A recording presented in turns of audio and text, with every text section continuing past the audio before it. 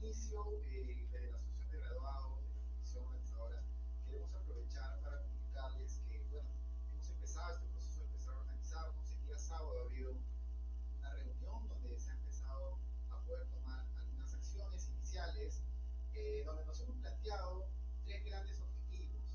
El primero de ellos es poder impulsar que los graduados y graduadas mejoren de manera continua sus capacidades para poder especializarse y poder tener una mayor incidencia en asuntos públicos, en el sector privado, en diferentes sectores donde nos envolvemos como profesionales.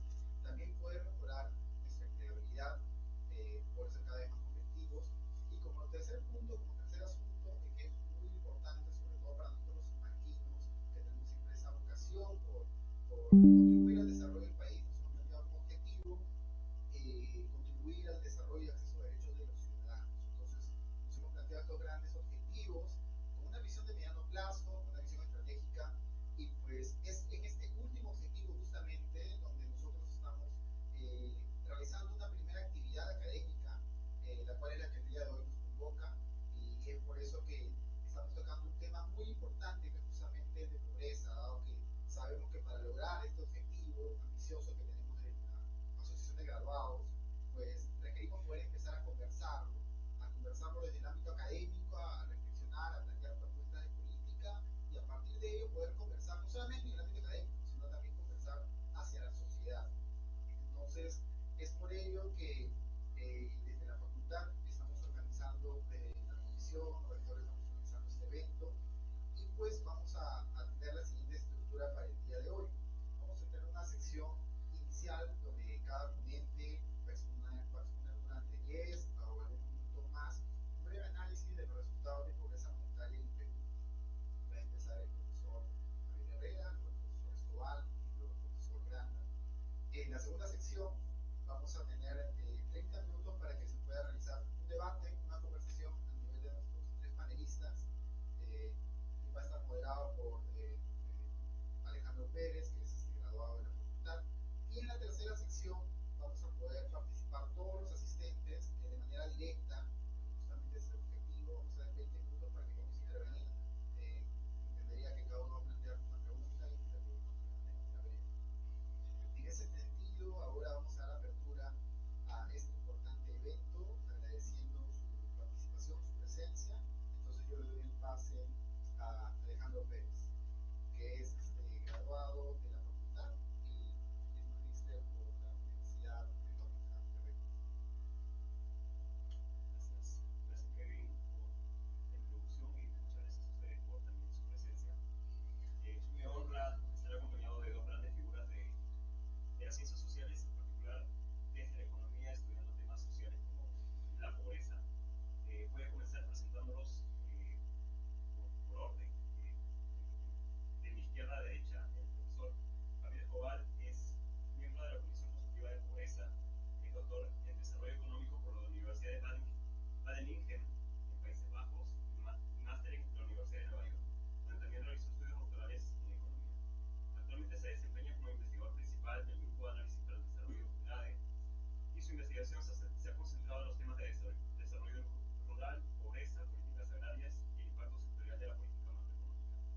Por mi derecha, el profesor Javier Herrera, que es también miembro de la Comisión Consultiva de Pobreza, tiene un doctorado en Economía por la Universidad de París X, también es máster en Economía por la New School de Nueva York.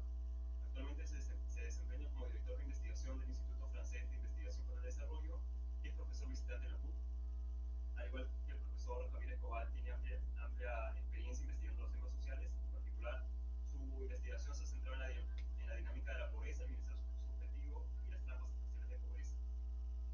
Como bien lo mencionaba Kevin, el tema que nos reúne es un tema de vital importancia para el desarrollo de nuestro país y sobre todo un tema de interés y de actualidad, ya que hace tan solo una semana, la semana pasada, se publicó el reporte oficial de pobreza monetaria en el Perú, con sus últimos resultados indicando que cerca del 30% de nuestra población está en situación de pobreza y el 5% de ellos en situación de pobreza extrema, es decir, en situación de hambre. Y como bien lo presentaba Kevin, nuestro interés desde la Comisión y la Asociación de Graduados es promocionar el debate académico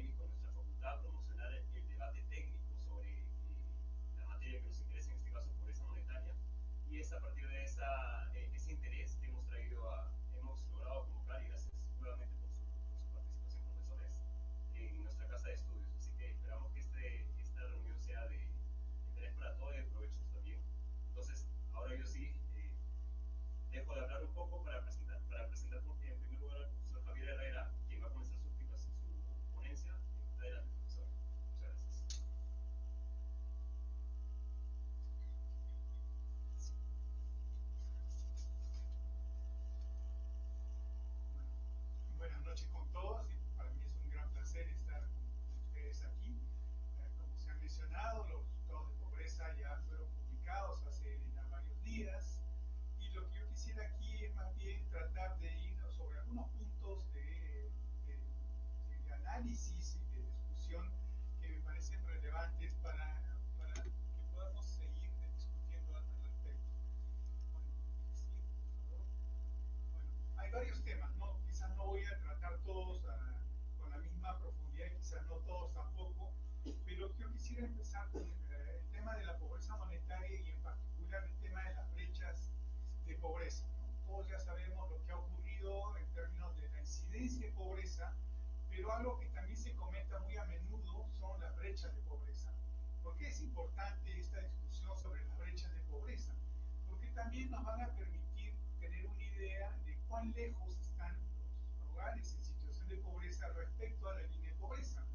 El indicador que generalmente se comenta es un indicador de la familia de Foster y Héctor Beck. Acuérdense ustedes quizás que han estudiado esto, el FGT0 es la incidencia, el FGT1 es la brecha de pobreza en promedio de los pobres, pero en promedio respecto a la población. Y muchas veces se malinterpreta este indicador indicando que eso es lo que les falta a los pobres para llegar a la línea de pobreza. Y esto no es tan cierto. ¿Por qué? Así, otra más.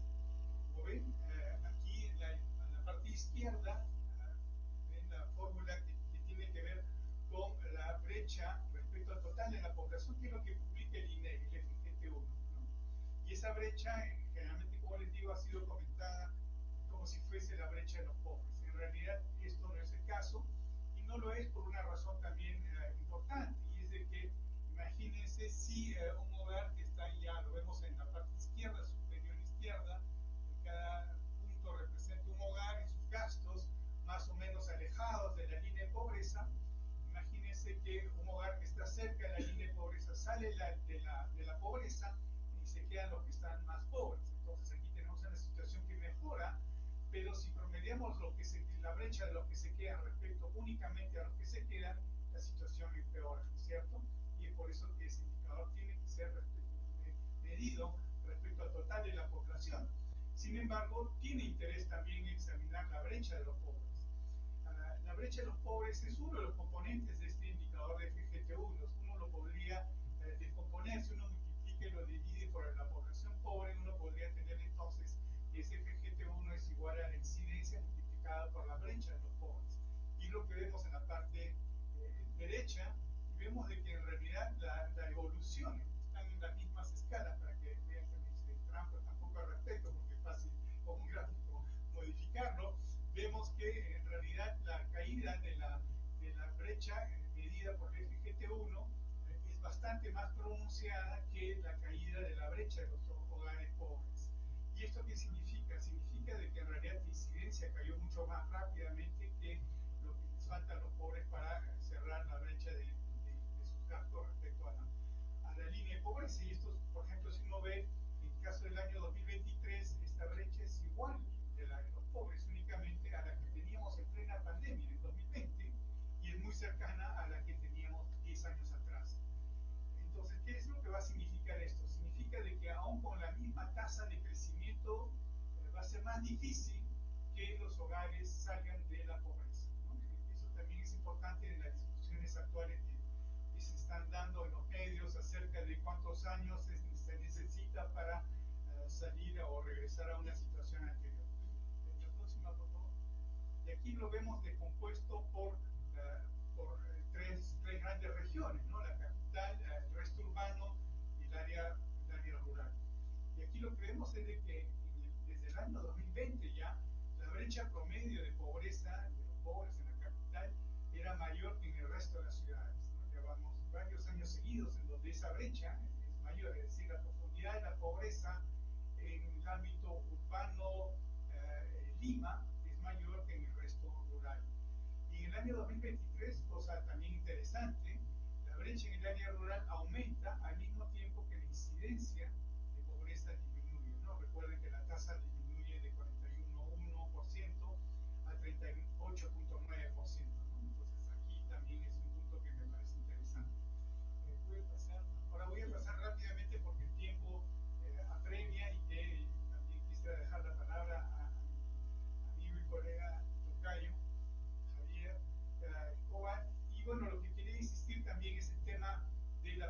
urbana.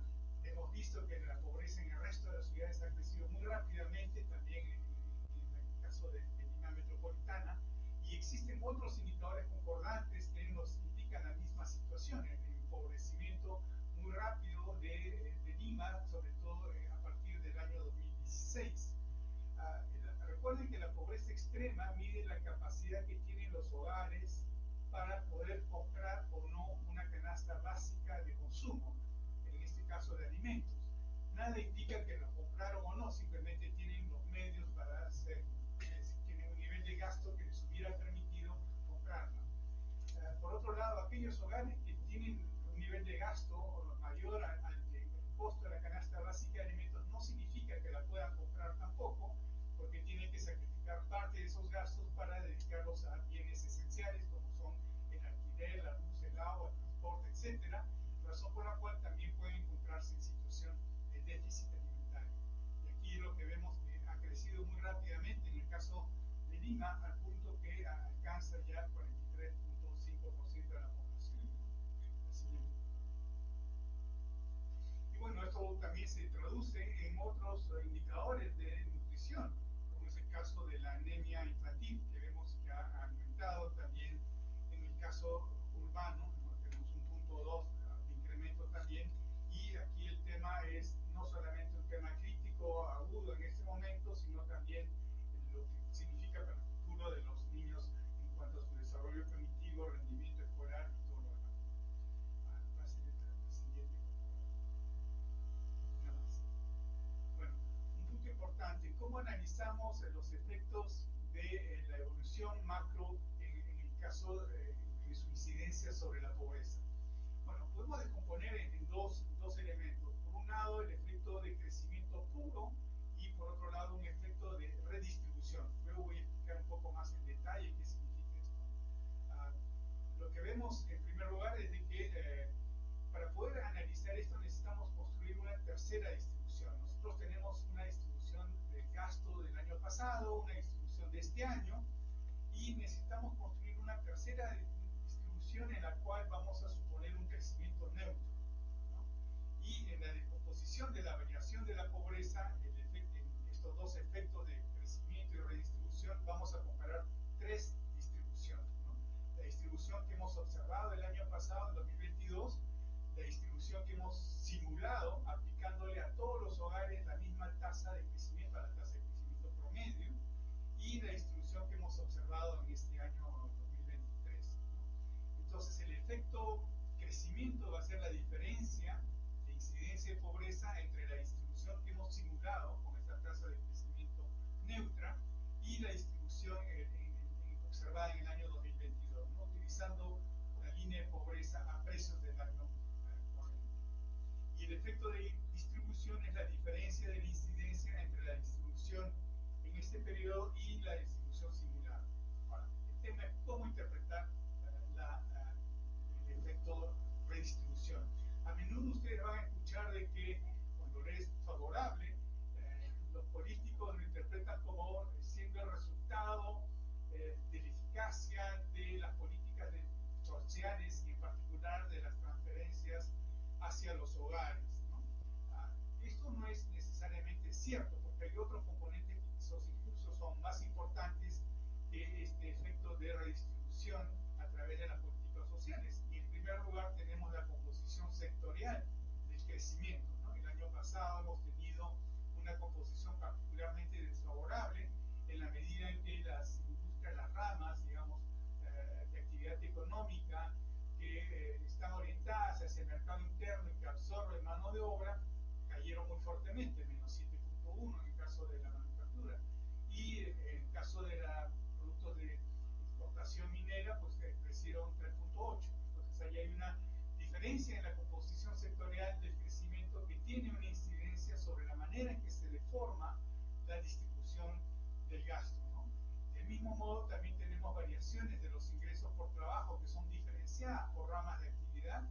También tenemos otro componente incluso más importante que las transferencias públicas, tenemos las donaciones y remesas, donaciones entre hogares y remesas también recibidas por los hogares. Y finalmente tenemos las transferencias y donaciones públicas, ¿no? Entonces, eso es un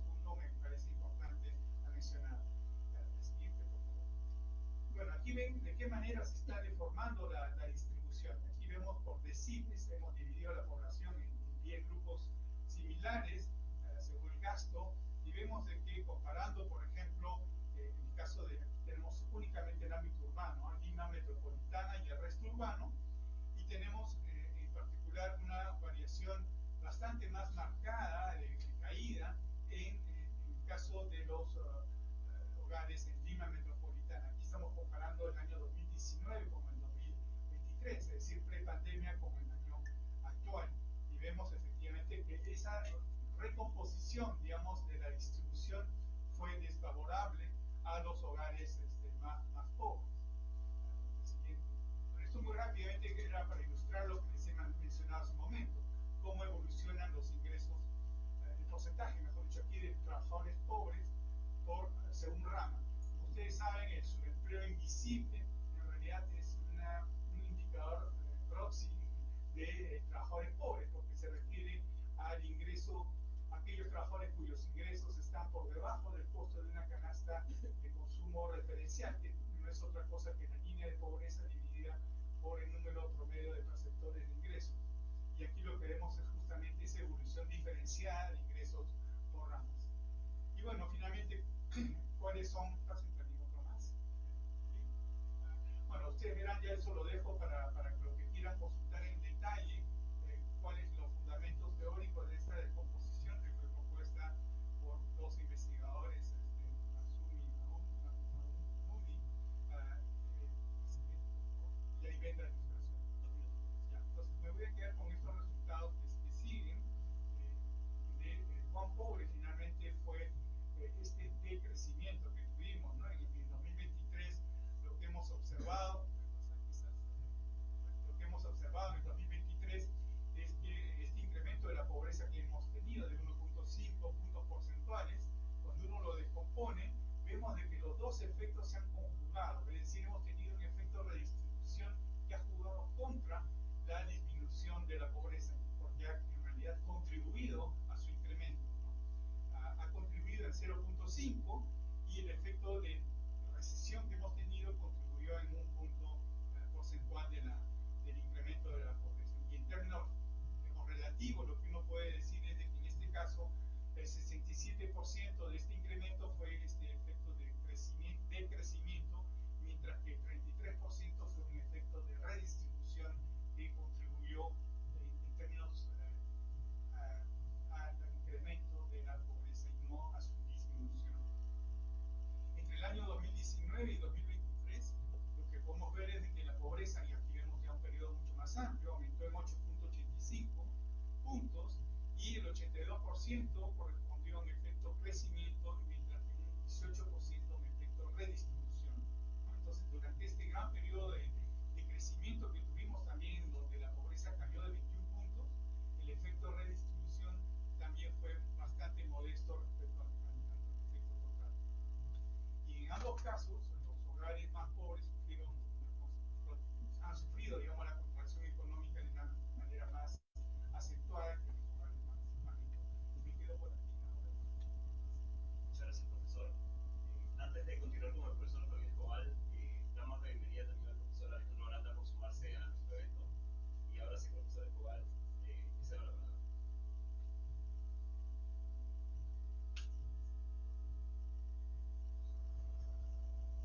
Bueno, el profesor Fernando tiene un PPT, así que vamos con el primero.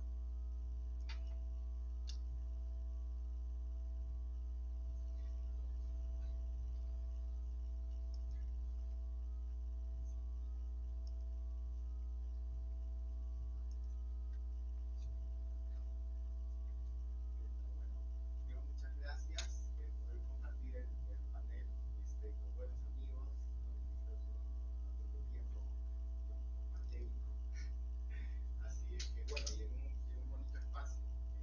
Así que nada, y conversar también sobre el tema de pobreza monetaria. Creo que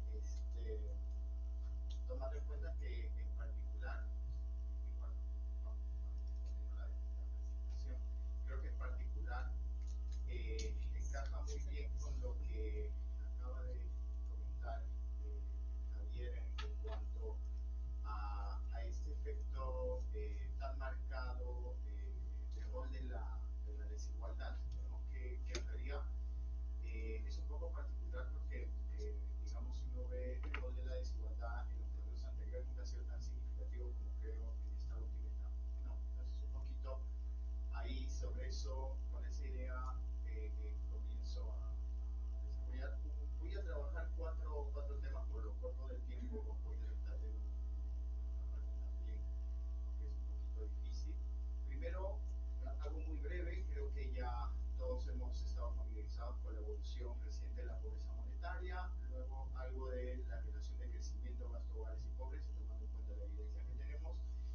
Y algunas cositas que por ahí son importantes tomar en cuenta en estos últimos resultados del 2023. Y por último, bueno, tratando de poner un poquito de esperanza, porque de hecho el contexto es muy complejo, ¿no? Esta última partecita pues la menciono como un camino de esperanza, a ver qué se podría hacer, ¿no? Sobre todo. Siguiente, por favor.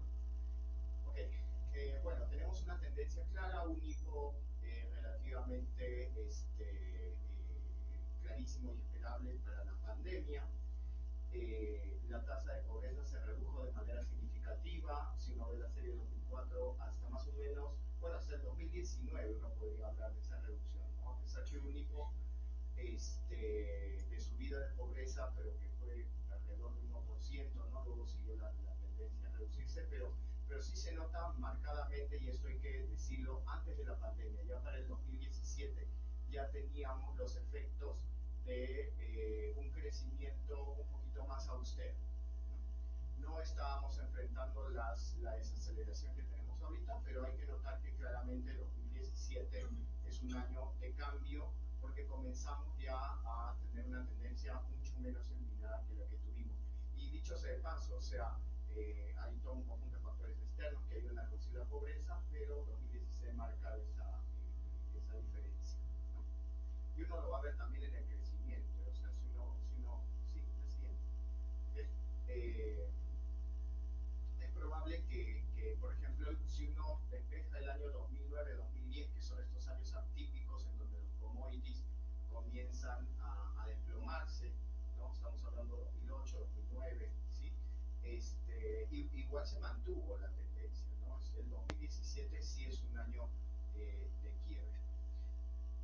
Si nosotros observamos la relación crecimiento con gasto de los hogares, porque de hecho es un poco difícil encontrar una relación, de hecho no hay una relación muy clara entre crecimiento y desigualdad, más sí hay varios estudios relacionados a la relación de crecimiento-pobreza y en particular con el gasto de los hogares, ¿no? Es más, hay algunos países que incluso obligan a que la estadística del consumo, del gasto de los hogares más o menos empate con el consumo privado, bueno, en el caso peruano no se da tan así, ¿no? Pero a pesar de eso, sí hay una relación que está bastante validada en la historia también de las series de tiempo, Huxley, Beaton, Cavalion, Atkinson han estudiado ampliamente el tema, ¿no? Y en el caso peruano, evidentemente, también hay una relación entre el crecimiento y el gasto.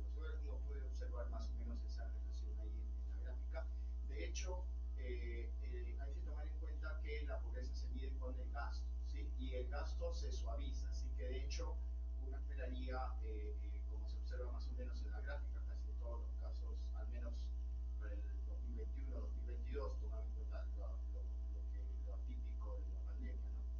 Pero que el gasto no se eleva en la misma magnitud, pero sí es algo sensible, ¿no? Y esto tiene que ver mucho con la lógica del consumo intertemporal. Los agentes, frente a un shock de crecimiento, suavizan gasto, ¿no? Porque están esperando todavía que la situación vaya cambiando y el gasto va a ir siendo, por lo tanto, menos sensible, ¿no? Igual, si uno mide la desigualdad por ingreso, la desigualdad por ingreso va a ser más alta que la desigualdad por gasto, ¿no? Pero bueno, siguiente, por favor. Entonces, esta primera parte tenía que ver con no convencerlos de un hecho, de una relación totalmente estricta. De hecho, hay mucha complejidad, o sea, uno no puede decir que los factores macroeconómicos inciden directamente en la pobreza en el mismo año, pues, ¿no? Pero uno podría encontrar ciertas regularidades. Entonces, lo que hice bastante rápido es encontrar una regularidad con una ecuación bastante simple, tipo la regla de Ohm, ¿no? Tratando de ver cómo la pobreza se podría relacionar tanto con el producto y con un producto entre comillas potencial. Pero este producto potencial, ese Y raya, es algo así como el crecimiento mínimo necesario para poder afectar a la variación de pobreza, ¿no?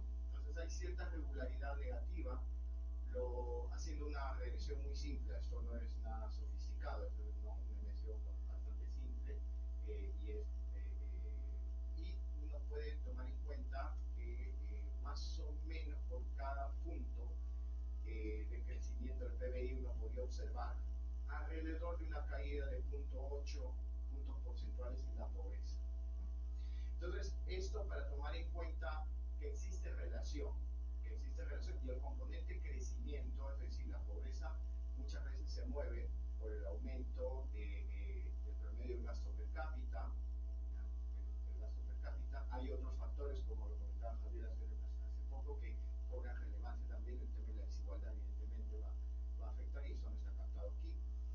Pero sí podríamos encontrar algunas características que nos ayuden a pensar, por ejemplo, en estos resultados, que si uno calcula el Y raya como un factor constante, estamos hablando de un valor más o menos de 3 a 4%. O sea, ¿qué quiere decir? Que no basta solamente crecer, sino además de crecer tendríamos que plantearnos crecer por encima de 3, por encima de 4, para comenzar a golpear un poco más la caída de la pobreza, ¿no? Entonces, con eso ya nos damos un contexto de lo complejo que puede ser lo subsiguiente, el seguir pensando que la pobreza pueda cambiar en tendencia. Como hemos visto, estamos en una tendencia hacia arriba, si es que no tomamos en cuenta el crecimiento como parte de los factores que podrían ayudar a reducir, ¿no? Por eso no quiero decir que basta solamente crecer, solamente estamos diciendo que hay una relación bastante clara de lo que podría tener el crecimiento. Siguiente, por favor. Ahora trato de poner en marcha la idea de rol del COVID. ¿Sí? Hay bastantes estudios sobre el rol que ha tenido el COVID, evidentemente, en la pobreza. Acá no estoy tratando de reemplazar toda la valiosa literatura que se ha desarrollado en ese punto, pero sí de repente tomar en cuenta dos cosas, ¿no? Si observamos, esto es lo que se conoce como el análisis de crecimiento propósito, es decir, observamos cuáles son las variaciones del gasto real actual versus una referencia, que en este caso estoy tomando en cuenta como referencia la pandemia, ¿sí? Entonces todos sabemos que en función de la pandemia o en referencia a la pandemia hemos mejorado, ¿sí? Todos estamos de acuerdo con eso, y que la pandemia fue un evento, pues, un shock inesperado, de destrucción de ahorros, ¿cierto? Si observamos cómo se han cambiado, cómo han ido cambiando los gastos de los hogares, observamos que, si bien es cierto, todos han avanzado, el avance ha sido mucho más significativo en aquel grupo que tiene mayor capacidad de gasto. O sea, ahí en el cuadro de la izquierda, en la abscisa, tienen los percentiles, los centiles, ¿no? Entonces, por ahí uno puede observar que más bien los centiles de menor valor, es decir, me refiero a las personas más pobres, han tenido una mejora en relación a la pandemia, pero esa mejora al parecer no ha sido lo suficientemente grande.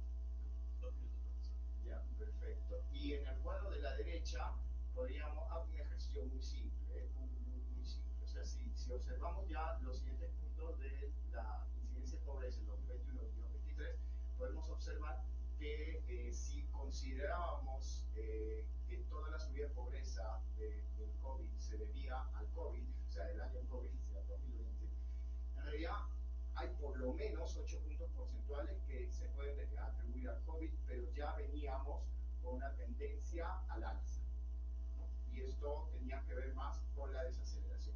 Siguiente, por favor. Bueno, acá solamente de refilón, sabemos que los resultados de pobreza, yo creo que hay dos fenómenos que hay que ponerle mucha atención, ¿no? La pobreza no extrema se incrementó en la costa urbana, lo cual representa un reto, una mirada sobre qué es lo que pasó, porque hay factores que no se explican rápidamente. La zona urbana no es que haya incrementado gran cantidad en población, o sea, se ha incrementado la migración, pero no ha sido algo inusual. Tampoco estamos hablando de un cambio en el número de perceptores. Alguien podría decir, bueno, se han incrementado los tamaños de los hogares porque hay destrucción de capital en la pandemia, tampoco ha habido una cuestión tan marcada ahí. Y la pobreza extrema en sierra rural, donde ahí marcadamente pues hay un incremento, ¿no? Es importante, y ahora voy al último punto de los temitas que quería tocar, mirar la brecha. Por mucho tiempo, la brecha de pobreza, que es la distancia que tienen los hogares en promedio en relación a la línea de pobreza, algo algo así como una medida de distancia, ¿no?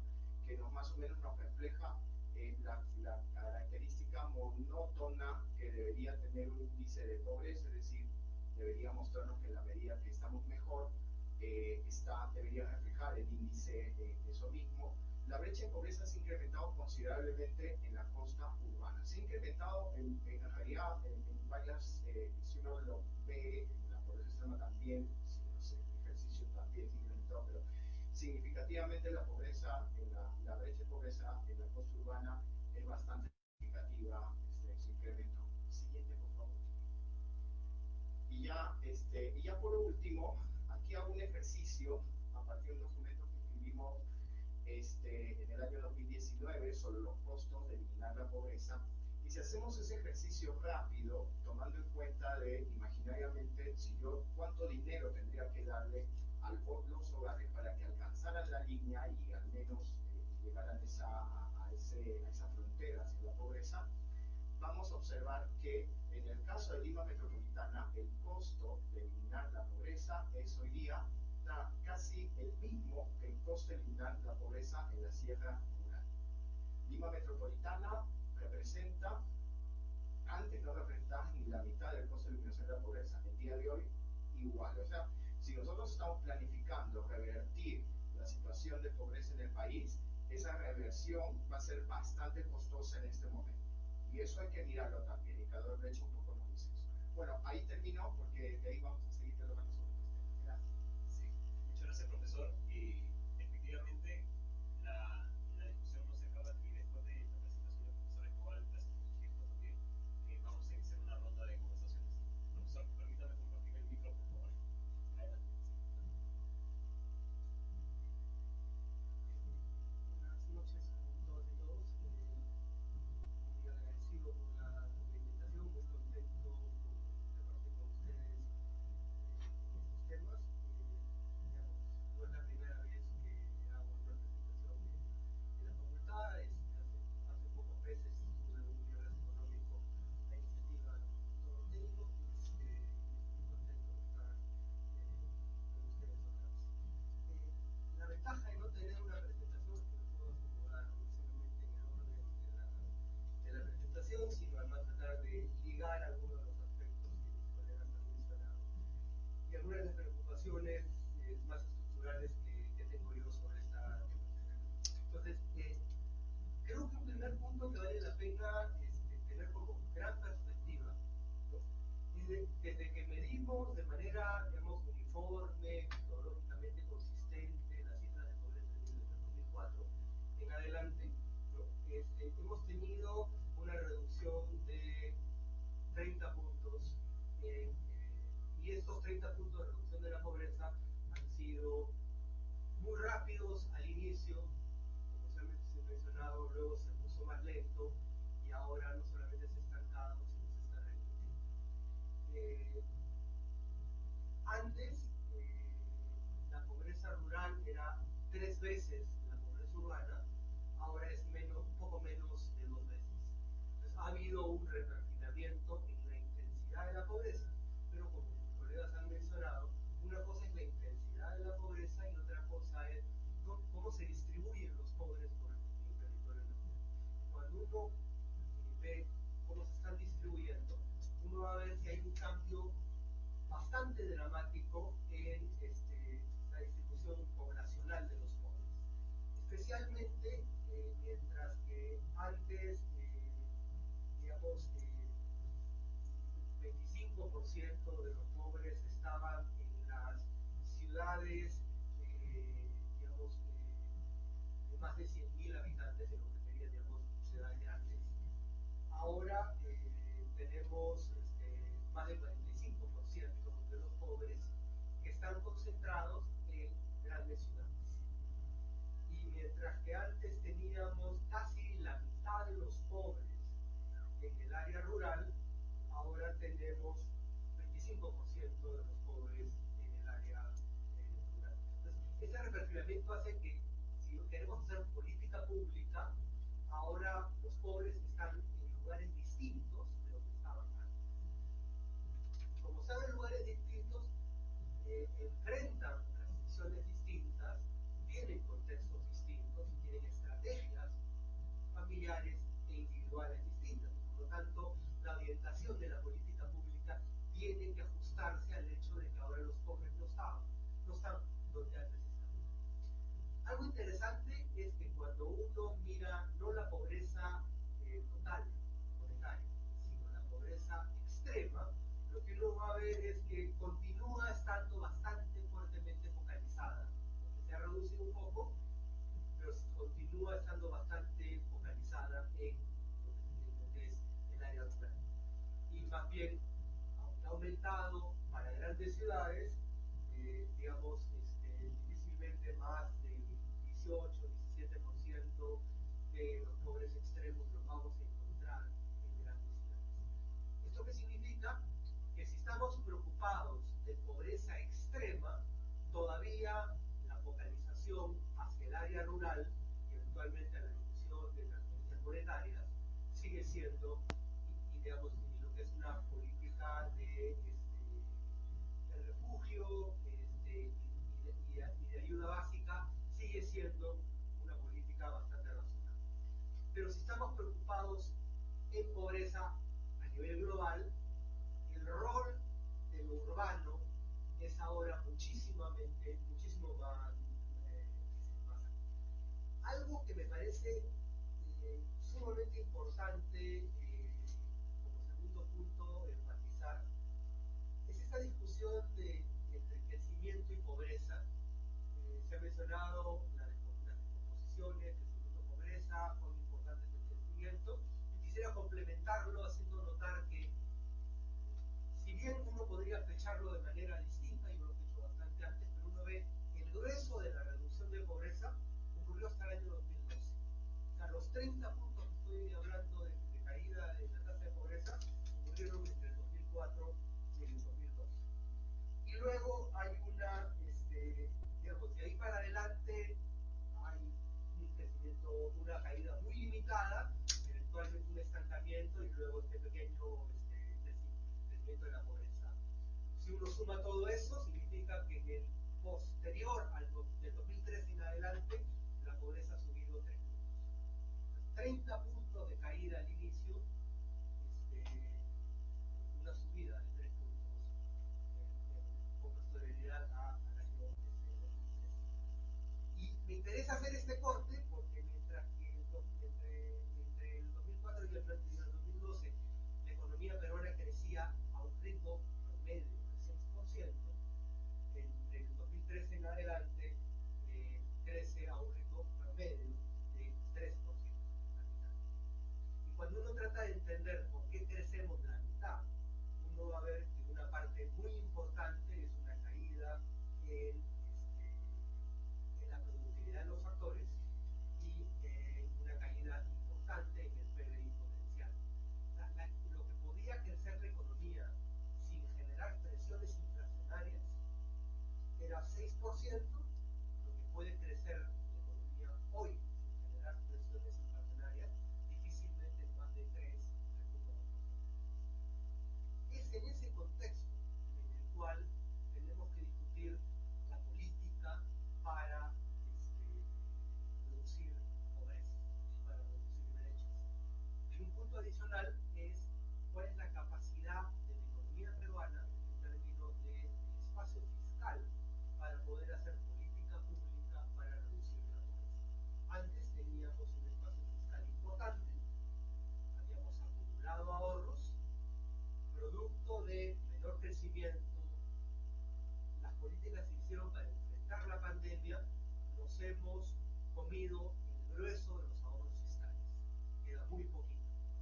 Probablemente pueda haber cierta recuperación ahora que el precio del cobre está relativamente alto y puede continuar el boom de commodities, pero en verdad la posibilidad de hacer política pública tiene que entenderse en un contexto donde el espacio fiscal es mínimo. Entonces necesitamos crecer mucho más. Un tema que se ha discutido con mis colegas, que a mí me parece también muy importante enfatizar, es la capacidad de hacer políticas redistributivas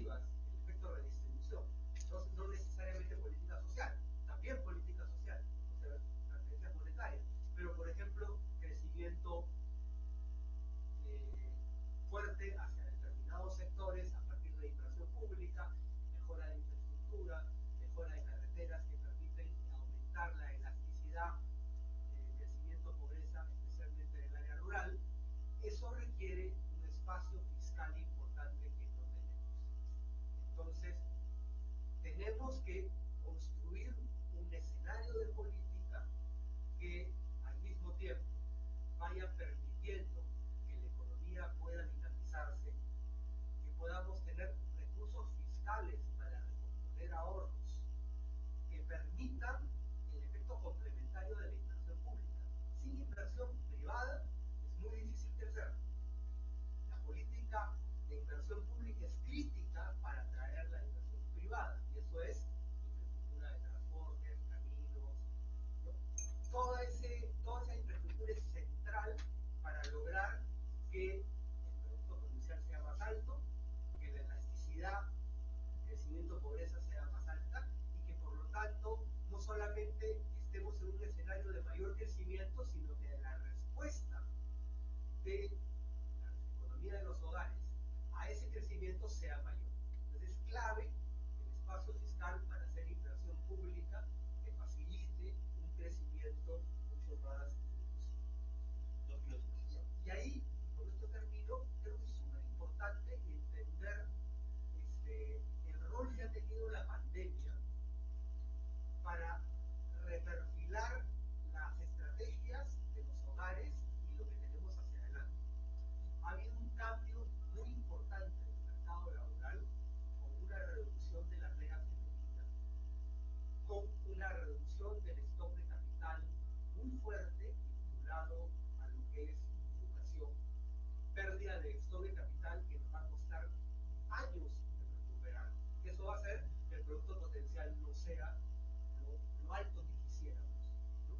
Y esto ha llevado a que, digamos, cuando uno habla de reducción de pobreza urbana, estamos hablando esencialmente de reactivación del mercado laboral, de aumento de oportunidades de las mujeres, de política pública que inteligentemente permita la reinserción laboral de un segmento importante de mujeres que han salido del mercado de trabajo, en algunos casos para cuidar a los hijos, y la caída de lo que es cuidado infantil, los problemas de poder dentro del hogar, llevan a que quien ha enfrentado una parte importante del costo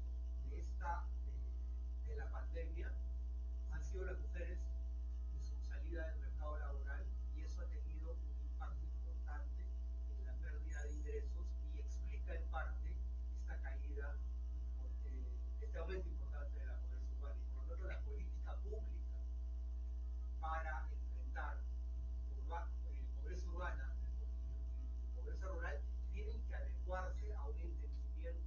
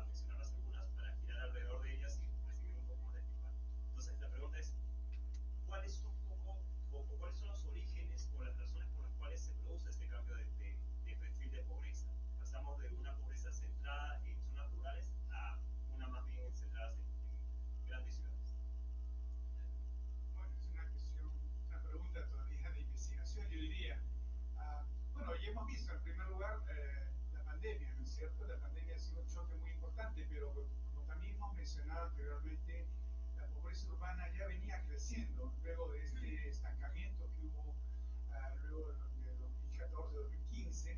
La pobreza urbana comenzó a crecer y también a cambiar en cierto modo de naturaleza, ¿no? También a profundizarse. Actualmente, para comparar simplemente prepandemia con el periodo actual, en prepandemia, en 2019, uno de cada 20 pobres extremos vivía en la capital. Ahora es uno de cada 5. Entonces eso es muy importante y ha quedado relativamente visibilizado en la medida en que la manera en que hemos venido midiendo o mirando, mejor dicho, diagnosticando la situación de la pobreza ha estado más bien en términos de porcentajes, ¿no? Incidencias. Y no hemos mirado mucho a la distribución del número absoluto de población en situación de pobreza extrema y extrema. Y esto ha significado de que hemos olvidado que los programas sociales fueron diseñados en un momento en que la pobreza rural era de 84% y fueron diseñados justamente para el ámbito rural y considerando las condiciones y características de los hogares rurales, pero no se ha tenido lo mismo para este periodo. Pero yo diría que la dirección hacia la cual la investigación debería ir para responder esa pregunta sería vincular justamente lo que acaba de decir Javier Escobar, es decir, pobreza y condiciones de generación de ingresos, donde se generan los ingresos de los hogares, son en mayor parte son en el trabajo, más del 70% de los ingresos provienen del trabajo. Y aquí muy importante son las condiciones que generan un ingreso, digamos, que permite comprar las canastas, y esto es un ingreso que viene únicamente de un empleo de calidad. Y lo que hemos visto en los últimos años, también durante los últimos 20 años, es de que la tasa de informalidad ha sido muy poco sensible a esta reducción de la pobreza, lo cual significa de que estamos con un problema estructural también de productividad y un problema también de regulación de mercados laborales, puesto que tenemos un componente también importante de informalidad dentro de las empresas formales, ¿no? Bueno, y lo otro, y con esto termino, lo que acaba de presentar también Alejandro, me parece muy interesante, como ustedes habrán podido observar, distintas tasas de crecimiento macroeconómico de PIB no corresponden a las mismas tasas de crecimiento o de crecimiento del gasto, y esto lo que está significando es que el elemento de composición del crecimiento es muy importante. Este elemento que hemos mencionado, redistributivo, que no necesariamente se reduce a políticas económicas y sociales, sino que tiene que ver también como la manera en que las distintas ramas de actividad van creciendo. Debemos tener un crecimiento de industrias o de sectores que absorben mano de obra, pero mano de obra con altas calificaciones para poder aumentar la productividad y así aumentar el techo de crecimiento sostenible que nos permita reducir la pobreza a mediano plazo. Muchas gracias.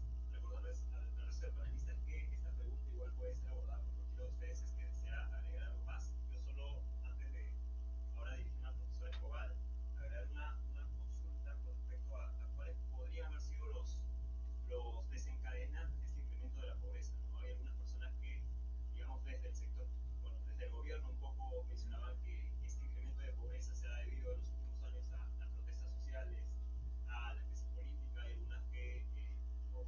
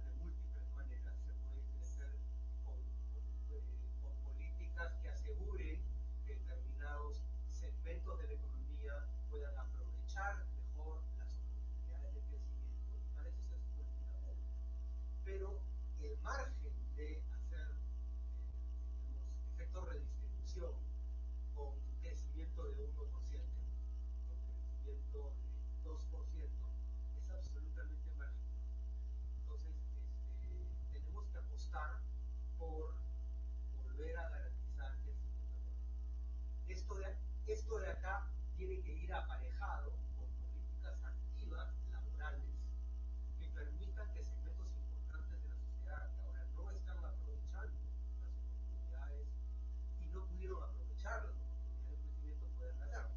Por ejemplo, decía concreto el reingreso de mujeres al mercado laboral.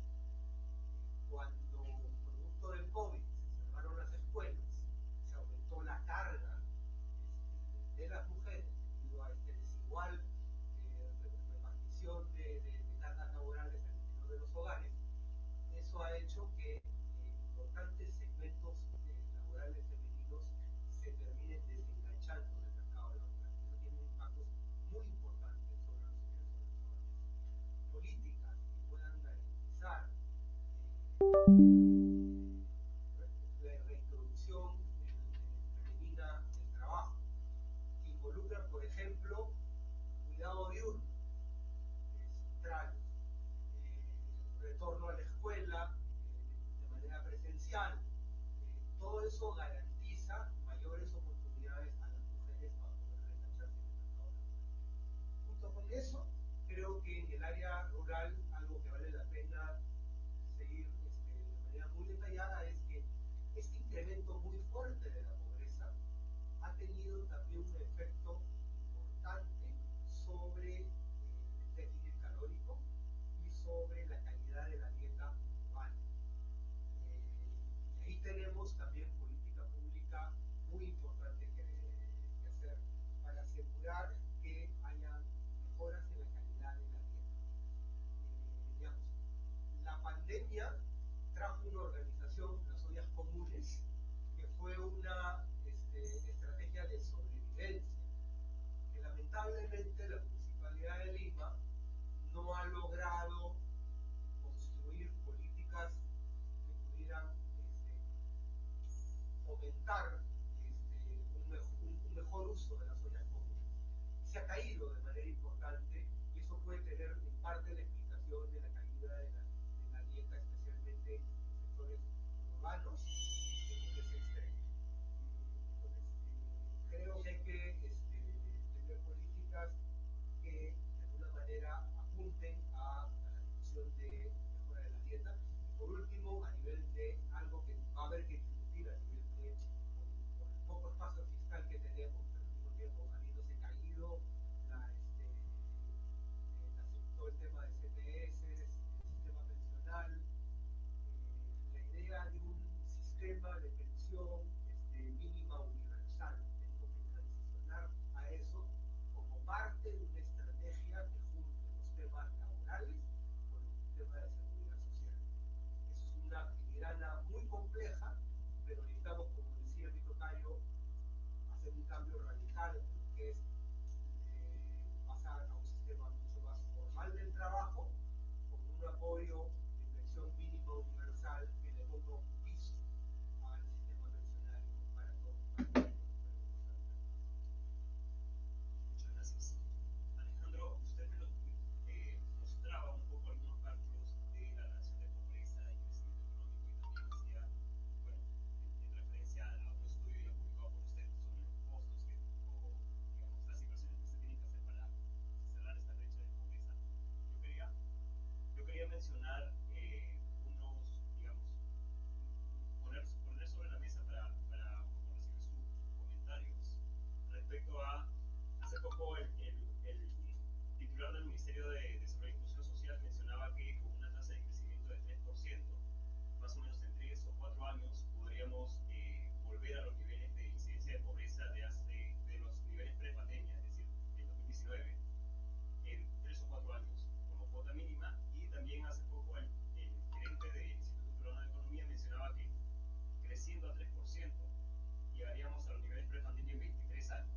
Entonces, teniendo estos niveles, cuota casi mínima y cuota superior de 3 y 23 años, más o menos, yo sé que suena bastante a bola de cristal, pero ¿cuál es su reacción con respecto a estas estimaciones? ¿Cuántos años tendríamos para regresar a los niveles pre-pandemia? Ya.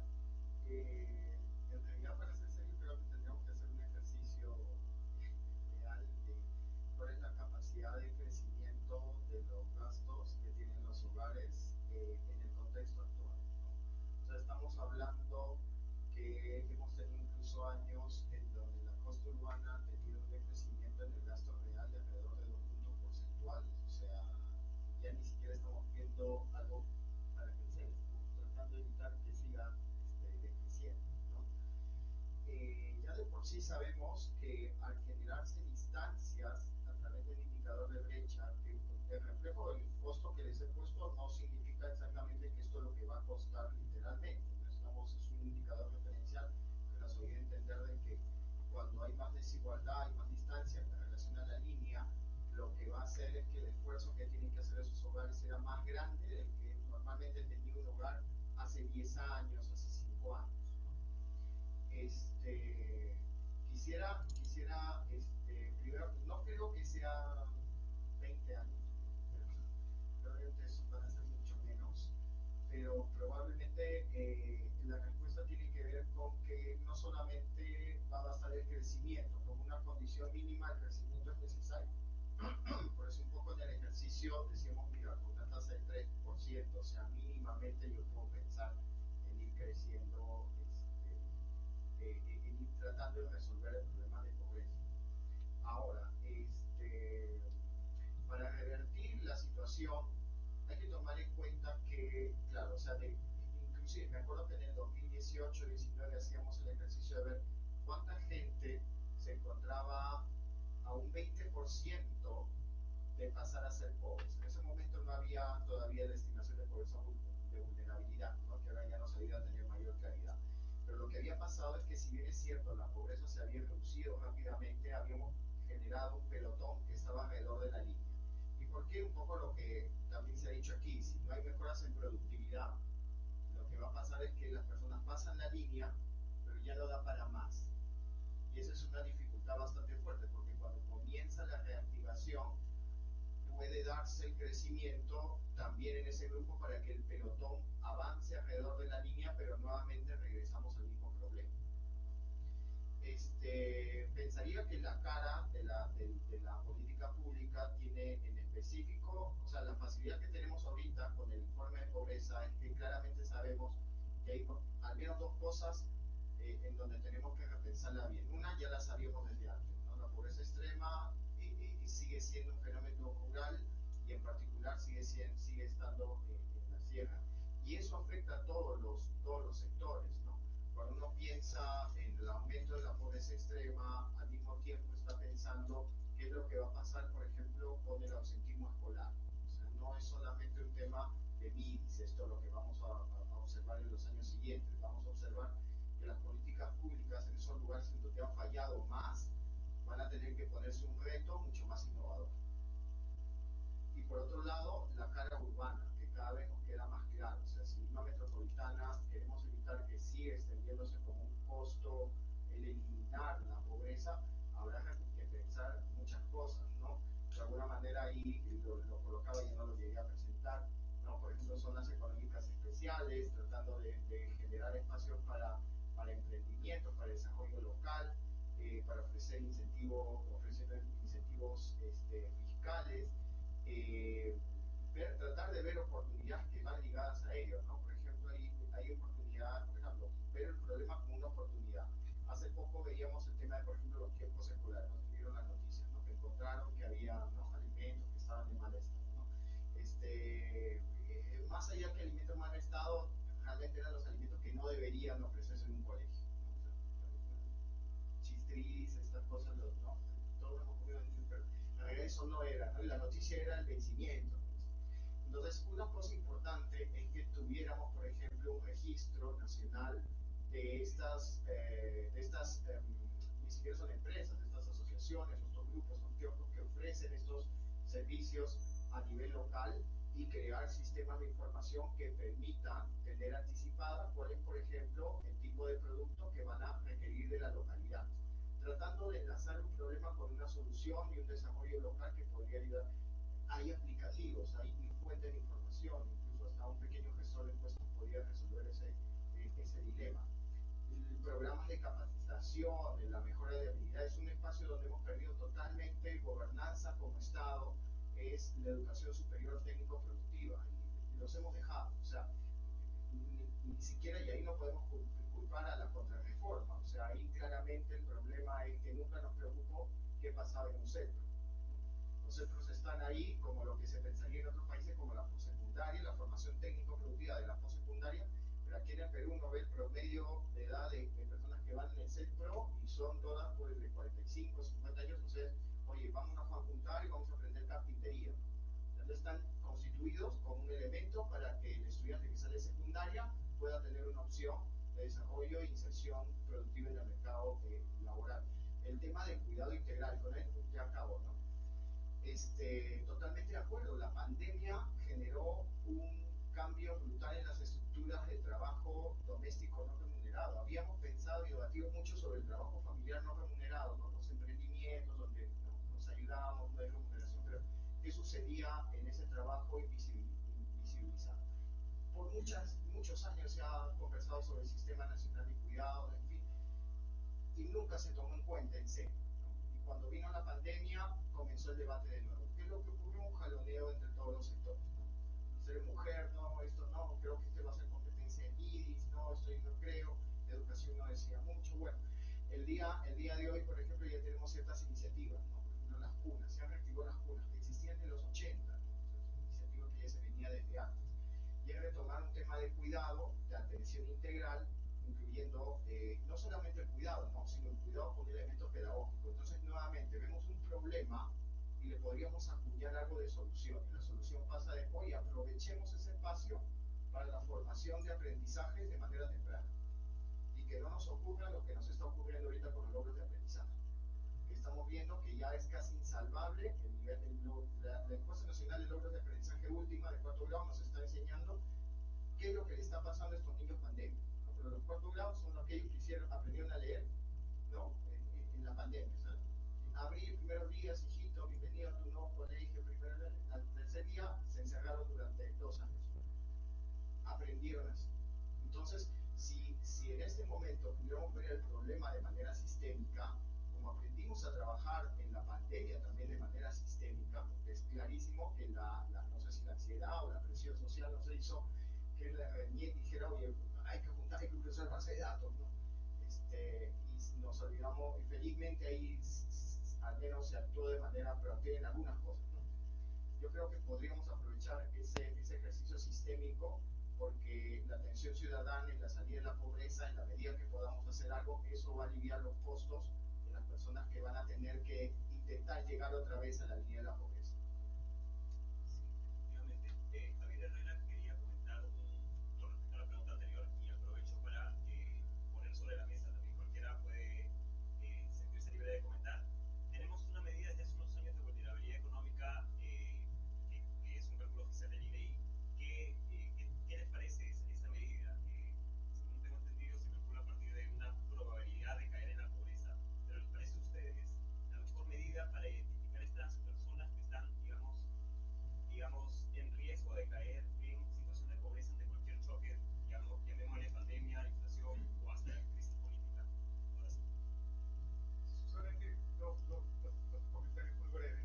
Uno siempre puede hacer el cálculo, la simulación de cuántos años necesitamos para regresar a un nivel de pobreza prepandémico.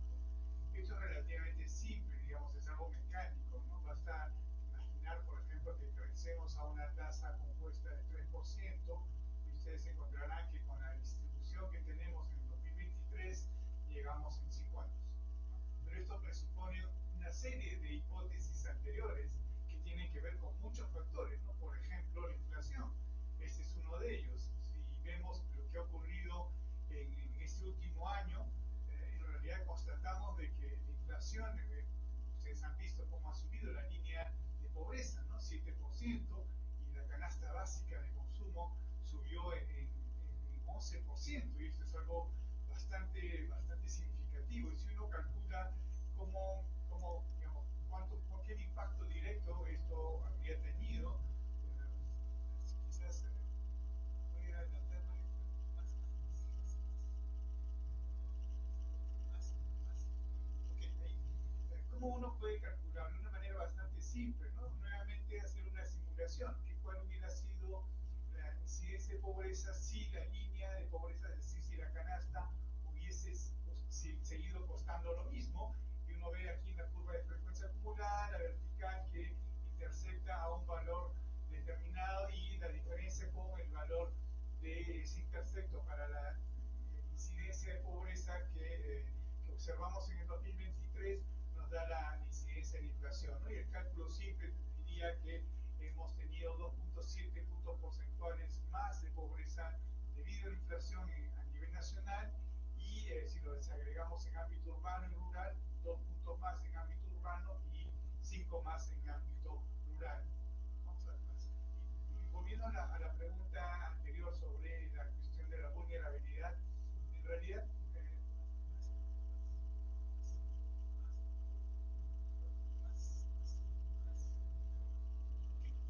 aquí lo que vemos es un cruce de dos dimensiones, ¿no? La dimensión de las distintas maneras en que tenemos la medición de la pobreza. Obviamente está la pobreza extrema, la pobreza no extrema, y también la pobreza, digamos, la vulnerabilidad, perdón.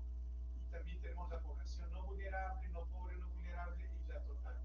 Y hemos cruzado esta digamos, partición de la población con otra pregunta que se encuentra en un módulo de la encuesta NAO, y en donde se pregunta acerca del estrés financiero, digamos, el estrés financiero de los hogares, es decir, aquellos hogares que no logran, digamos, completar sus gastos mínimos, ¿no?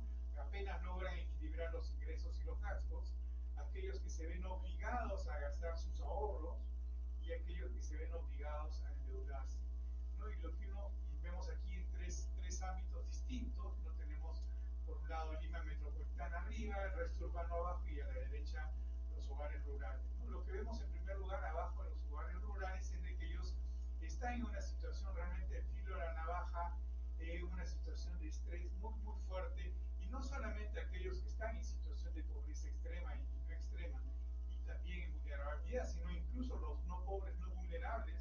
Hay un 72% que se encuentran en esa situación de apenas lograr equilibrar sus ingresos y sus gastos.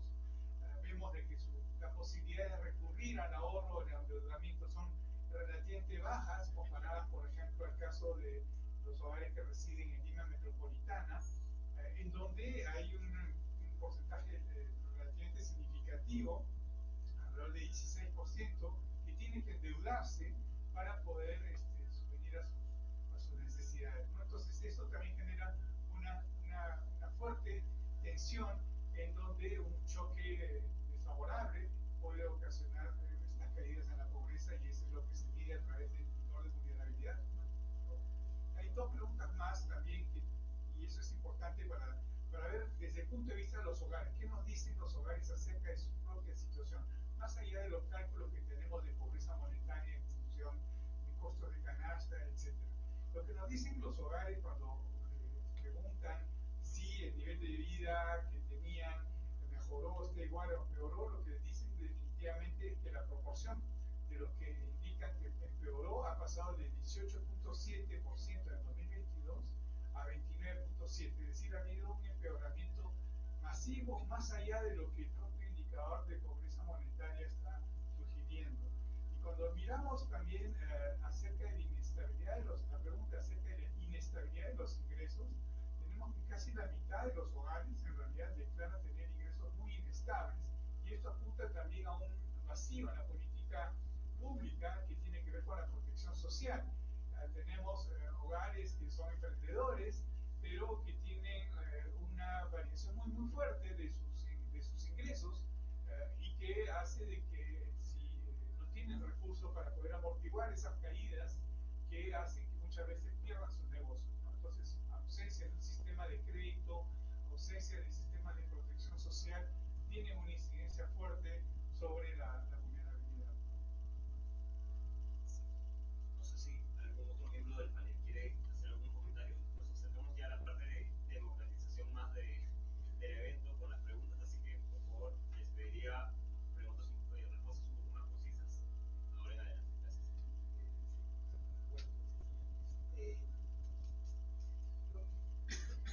En este punto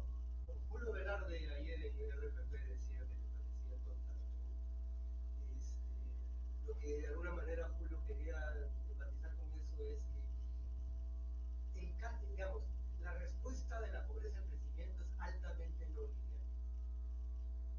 Hemos tenido en el pasado periodos de 3 años donde la pobreza se ha reducido en 16 puntos.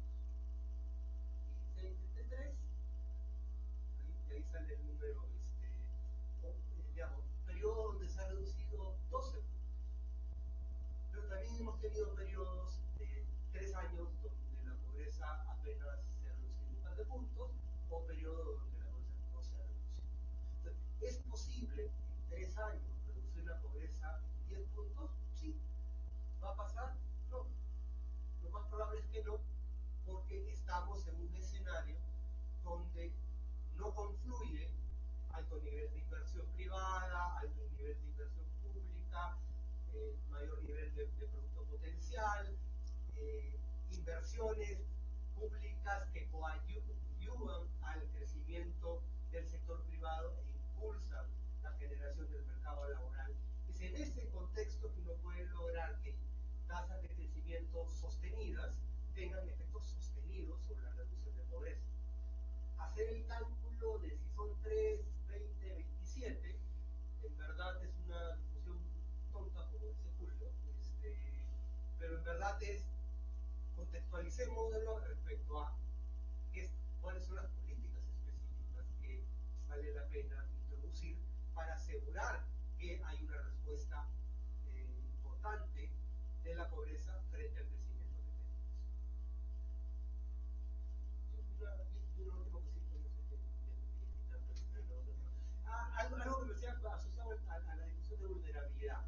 Junto con el tema de vulnerabilidad, algo que algunos, vamos a decir, la derecha económica a veces soltaba hace unos años, era que el Perú había logrado considerar un importante clase media.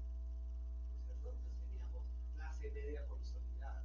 Porque era esta idea de o eres pobre extremo, o eres pobre no extremo, o eres clase media, o eres rico, ¿no? Entonces, el corte de vulnerabilidad, que en el fondo es 2 veces la línea de pobreza, que es aproximadamente 10%, lo que de alguna manera nos está diciendo es que la gente que transita imaginariamente, pasa de pobre no extremo a no pobre, no es clase media consolidada, es una persona que apenas ha pasado este umbral académico, y vamos a discutir en un momento el tema de, si no pude preguntarlo, porque acá vamos a ordenar el tema de pobreza multidimensional, ¿no?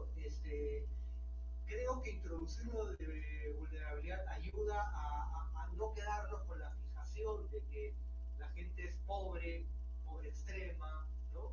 Sino que es un tránsito muy fluido y dejan de ser no pobres, pasan a una condición de pobreza no extrema, pero que puede ser en muchos casos algo transitorio, en otros casos puede ser permanente, que ese transitorio hay que entender por qué es para responder con política pública, si es permanente también hay que entenderlo para poder responder con política pública, ¿no? Pero no nos debemos fijar tanto en la línea como preocuparnos de que hay un importante grupo de peruanos que están alrededor de la línea de pobreza y que con las costas tienen para vivir. Necesitamos políticas que mejoren sustantivamente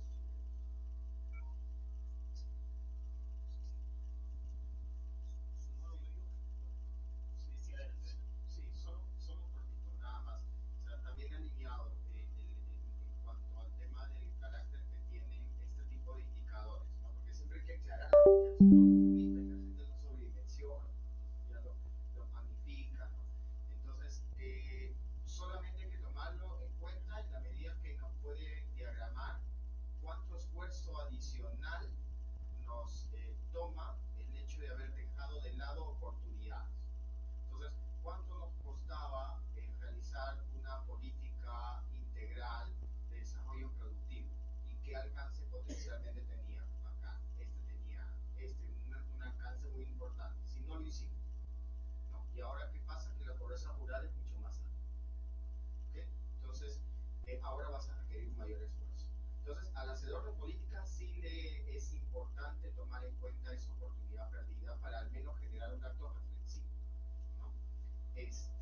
Y en cuanto al tema de vulnerabilidad, sí es súper importante porque a veces existe este incentivo perverso de tener un tablero de metas en donde cumplo con la tasa de pobreza y termino mi ejercicio.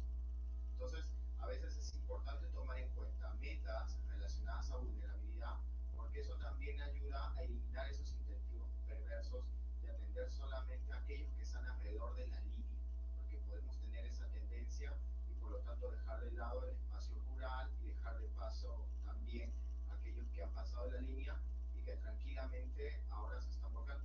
De hecho, la vulnerabilidad se ha reducido y probablemente se ha reducido porque ya, claro, el tsunami ya se jaló la mayor parte, entonces queda muy poco todavía para atrás, para jalar más, ¿no? Entonces, es una... Muchas gracias. Ahora sí, para dar paso ya a las preguntas, solo quería, de preguntas del público, quería plantear una última pregunta a los panelistas. Por favor, siéntase libre de comentar cualquiera de ustedes, o quizás todos. Transitando ya hacia medidas mucho más multidimensionales de la pobreza. De hecho, existe o el debate respecto a la multidimensionalidad de la pobreza se ha zanjado hasta cierto punto, pero el debate que persiste es mucho más qué o cómo se operativiza ese cálculo. Entonces, bueno, según lo que menciona la academia un poco, es que el Ministerio de Desarrollo está trabajando en una medida oficial de IPM. Ustedes sabrán que el IPM es el índice de pobreza multidimensional, de acuerdo al enfoque de Alcalde Foster. Sin embargo, y me acompañan también algunas personas que digamos, son opiniones críticas también con respecto a ese enfoque. Me gustaría que las puedan plantear también en este espacio. Frente a eso también el último reporte del INEGI presenta un panel de control. Creo, si no me equivoco, es en base al enfoque de Ravalio, digamos, no condensando toda la multidimensionalidad de la pobreza en un índice, sino más bien presentando un abanico de indicadores y de dimensiones a partir del cual conjuntamente evaluar la evolución de la pobreza. Entonces, me gustaría, por favor, para acabar esta sección, algunos comentarios suyos y finalmente pasamos a los comentarios del público, preguntas del público. Quizás por aquí.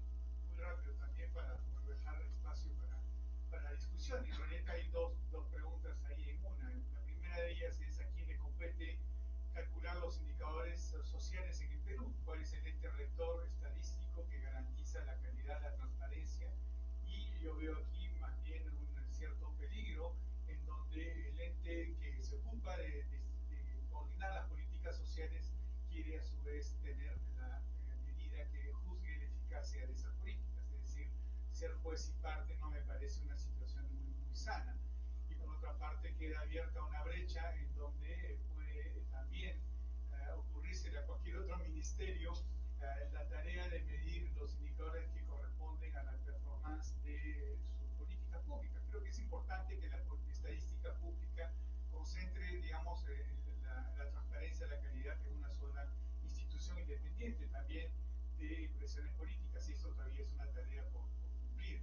Pero volviendo al tema de la pobreza multidimensional, en realidad no hay un debate así que oponga a los que proponen una medición únicamente monetaria de la pobreza y por otro lado aquellos que propongan una medición no monetaria. En realidad ese debate no existe porque hay un consenso general acerca de la necesidad de considerar otras dimensiones no monetarias de las privaciones en términos de capacidades y funcionamiento, para retomar los términos de Amartya Sen.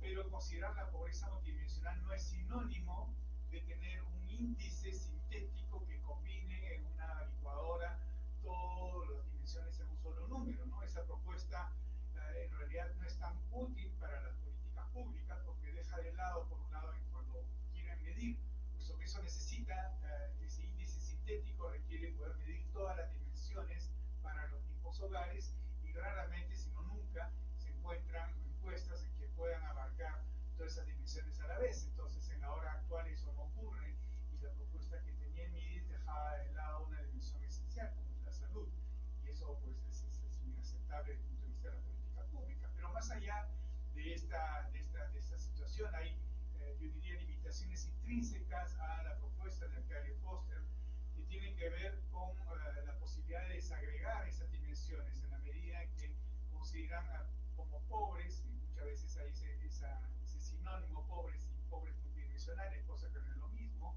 como aquellas personas que acumulan un número mayor de privaciones, mayor a uno, dejando de lado aquellos pobres unidimensionales que pueden ser pobres en una dimensión esencial, como por ejemplo la salud. Entonces aquí las descomposiciones que uno puede hacer de un índice sintético cuando uno deja de lado poblaciones que tienen privaciones en una sola o menos de las privaciones que ellos consideran necesarias para ser considerados como pobres multidimensionales, impide esta desagregación por dimensiones, por grupos o por regiones. Pero más allá de esto, la limitación intrínseca de estos indicadores sintéticos es de que hay un grado de arbitrariedad muy grande que define, por ejemplo, está relacionado, perdón, a la consideración de cuántas dimensiones y qué dimensiones uno tiene que considerar, qué indicadores dentro de cada dimensión, qué peso le damos a cada dimensión, cómo ponderamos los indicadores al interior de cada dimensión, cuál es el umbral que definimos para a partir del cual consideramos un pobre multidimensional o no.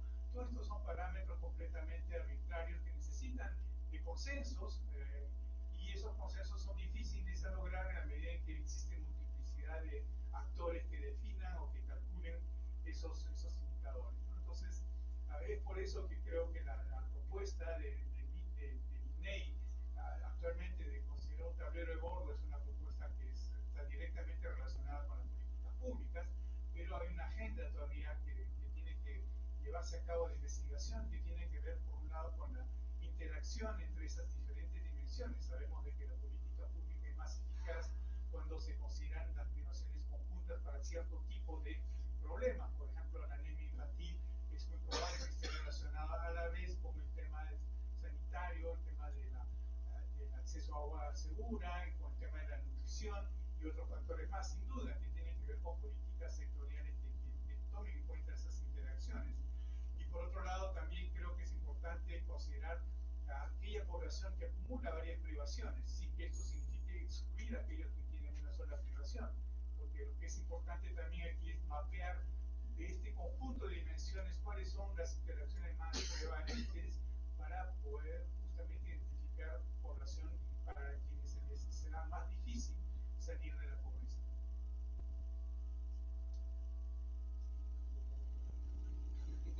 No, suscribo con absolutamente todo lo que ha dicho Víctor Cayo.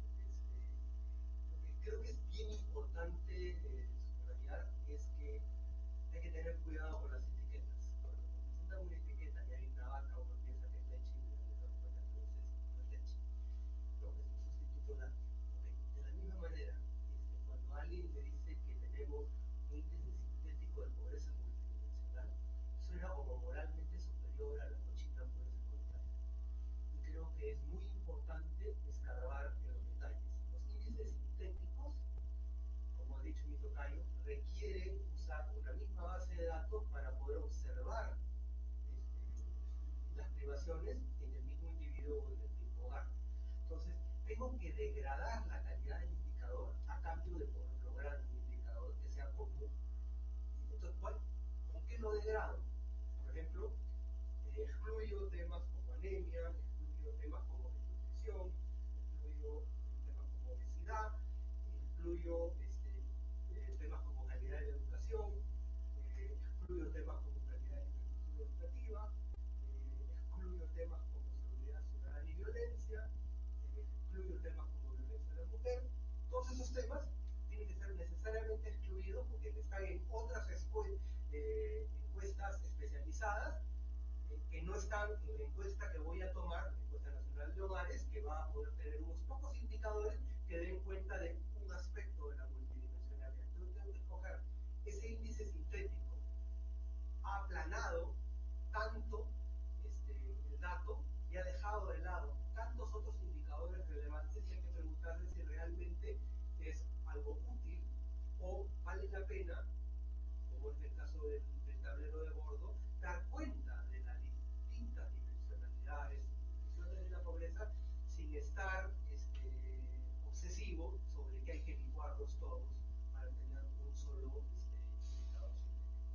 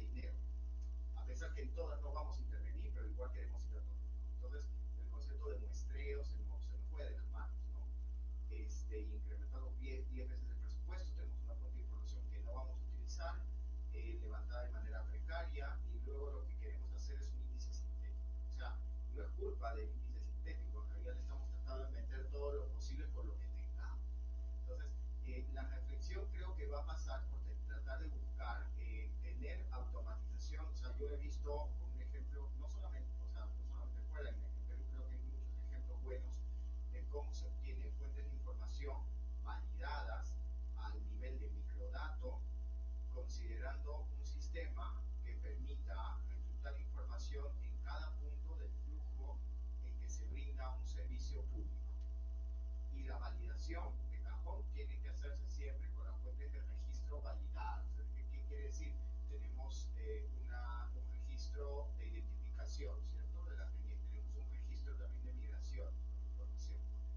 Es curioso, y ahí solamente termino, que por ejemplo la RENIEC te cobra alrededor creo de 40, 80 centavos por cada consulta, ¿no? que la hace el sector público. O sea, imagínense, ¿no? Entonces, si hay 1,5 millones de estudiantes universitarios, la ciudad tiene que invertir pagando por uno, ¿no?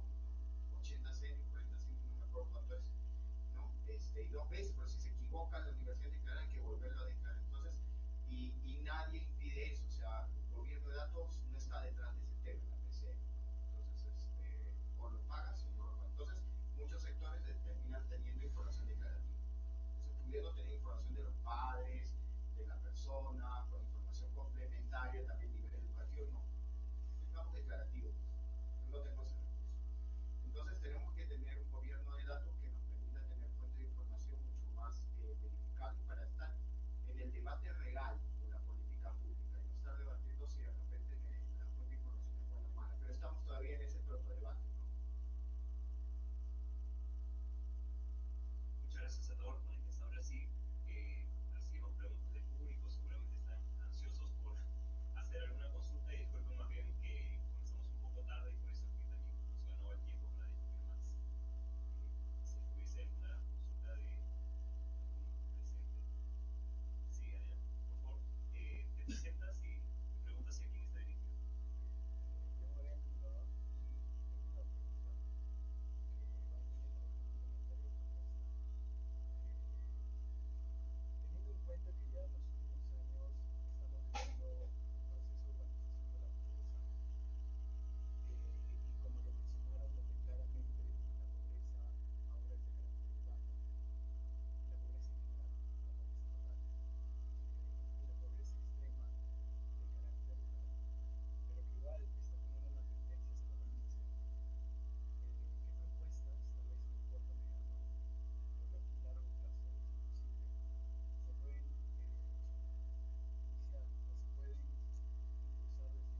Tal vez yo diría que de manera a priori, algo que creo que es fundamental es contar con un buen mapeo de personas, o sí, mapeo de personas que se encuentran en situación de pobreza y vulnerabilidad, porque si no muchas de las propuestas se van a ver contrarrestadas, si es que no saben directamente a quién van a ser dirigidas. Bueno, es una pregunta abierta, así que cualquiera podría responder.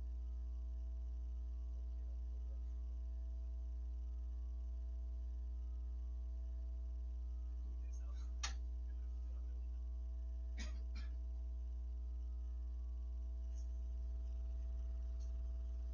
A ver, yo creo que antes de discutir la política hay un tema, y es un tema todavía pendiente de investigación, como decía ahí, entender cómo este cambio en la dinámica de pobreza urbana y rural llevan aparejados cambios en las estrategias de los hogares y de las personas. Digamos, la política pública puede tener elementos de focalización. Esa focalización puede ser una focalización de distintos tipos. Puede ser una focalización geográfica, puede ser una focalización individual, puede ser una focalización implícita, de acuerdo a la política. Entonces, digamos, uno puede entender que el problema de digamos, si uno entiende que un elemento central de la pobreza en el área, por ejemplo, urbana, es un tema de salida del mercado laboral de las mujeres, y uno cree y uno entiende a partir de investigaciones que hay algunos factores específicos que explican política en eso, la política no se dirige al individuo, no he dedicado a focalizarlo, porque he identificado la cadena causal que explica esa condición de pobreza y puedo atacar una política específica.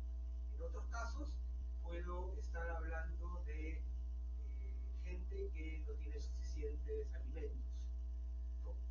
Y encuentro que está desempleada, y encuentro que está en el área urbana, y veo que existe una red social que puede ser apuntalada para, por ejemplo, el caso de vías comunes. Ahí puedo combinar localización geográfica, donde puedo encontrar zonas urbanos marginales, donde hay una amplia cantidad de pobres que se juntan a través de un conjunto de redes que permiten enfrentar grupalmente el flagelo del hambre, y puedo entrar a combinar esa focalización geográfica con una política dirigida a mejorar nutricionalmente y complementos alimentarios en ese segmento.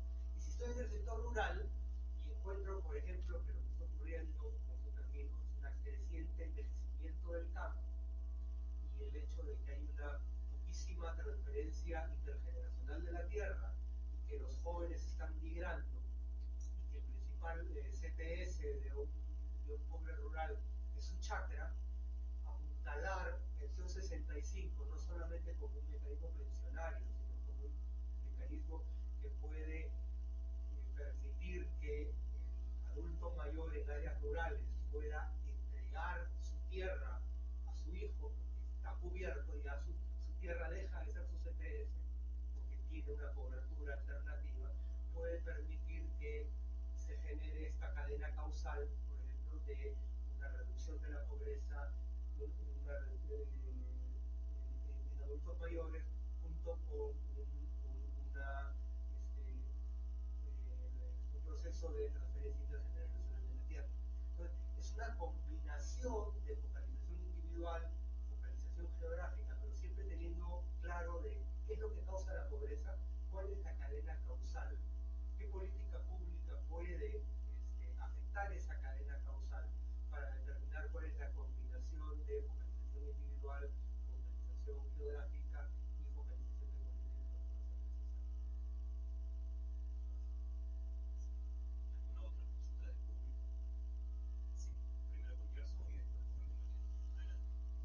Bueno, buenas tardes a los ponentes. Es un gusto escucharlos aquí en Portugal. Me hubiese gustado que mi papá estuviera en el espacio con los ponentes que tenemos aquí enfrente. Y mi pregunta era muy precisa respecto un poco a las estimaciones o la literatura que un poco habla acerca de las tasas de crecimiento requeridas para poder un poco atenuar o hacer estas reducciones de la pobreza, ¿no? Porque aquí hay un tema entre lo empírico y de pronto lo que en la realidad va como que visibilizando a mayor profundidad en el sentido de que, bueno, es correcto como decía el profesor Escobar, en un inicio cuando teníamos unas caídas de la tasa bueno, de la pobreza bastante amplias con, bueno, los indicadores grandes de crecimiento económico que nos acompañaban en la fase de superciclo, pero de pronto esto vamos a entender lo que comenzaron a generar cambios en las estructuras tanto productivas, incluso demográficas, veíamos que había una transición también de pronto de la población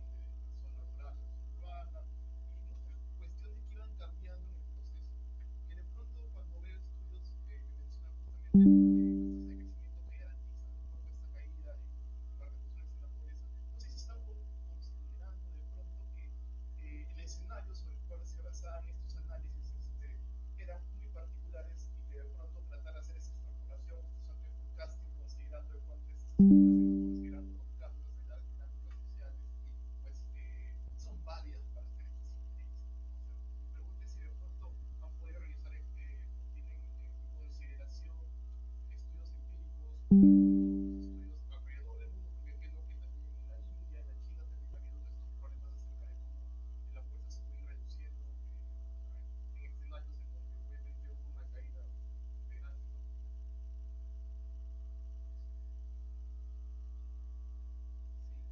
Sí, bueno, hay distintas experiencias para resolver problemas en periodos en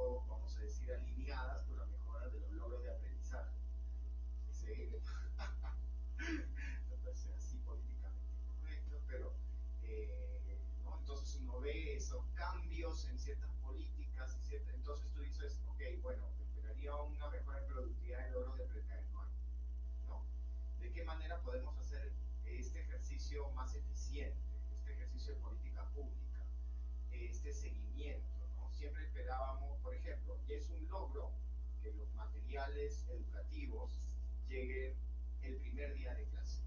Pero nadie se pone a pensar, y el profesor, normalmente en privado, pues tiene sus materiales antes, o sea, planifica, o sea, el primer día de clase llegó los materiales, eso no es del todo. Bueno, ya es un avance, pero incluso hay que repensar cuál es el cuello de botella, ¿no? De repente los modelos que hemos seguido de política pública de cascada, a razón de la descentralización, son modelos que hay que recontrapensar de nuevo, porque nosotros como ente rector le damos una competencia a una unidad local, y la unidad local lo entiende a su manera, y esa unidad local tiene que repartir el mensaje entre las postas o tiene que repartir el mensaje entre los colegios, y ese mensaje que llega ahí es totalmente distorsionado o no es atendido, ¿no? Concretamente yo creo que en el ámbito urbano han tenido buenos resultados los programas de vivienda, digamos, no de manera expansiva. Yo creo que evidentemente para pensar eso también hay que agilizar y hacer más eficientes a las unidades ejecutoras. Entonces tenemos unidades ejecutoras que ejecutan 7 obras promedio en el año y tienen alrededor de 170 expedientes viables. O sea, esas unidades ejecutoras nunca van a terminar. O sea, ahí sí creo que hay que pensar la linealidad, pero nunca van a terminar y siguen con los expedientes ahí atorados. Entonces hay que repensar el modelo también del INVIERTE-P. O sea, estamos jugando con unidades ejecutoras que están en negativo, igual seguimos dándoles proyectos, ¿no? Un proyecto de vivienda accesible, y yo sigo insistiendo con el tema del sistema cuidado de hijos, ¿no? ¿Por qué? Porque todos nos olvidamos, o sea, Perú fue uno de los primeros países que puso el pie en el tema de la educación inicial, la hizo escolarizada, ¿no? En otros países la llama preescolar, ¿no? Párvula. Acá se le llamó inicial para decir, oye, hagamos aunque no lo hicimos tan bien, pero bueno, a partir de los 3 años, hagámoslo escolarizado. Pero todos nos olvidamos del espacio de los 12 a 36 meses, que es un espacio donde ocurre todo, ¿no? Entonces, repensar un sistema de cuidado que tiene un elemento pedagógico y que tenga un elemento de salud integral, yo creo que es clave. Y yo creo que con eso, atadísimo al aumento de la empleabilidad de la mujer, que ha sido efectivamente totalmente afectada en la pandemia. La pregunta, por favor. Sí, buenas noches, mi nombre es Adrián Zaval y tengo 3 preguntas que se podrían expresar en una oración. Primero es, dado que la pobreza pues tiene diferentes causales, ¿no? Que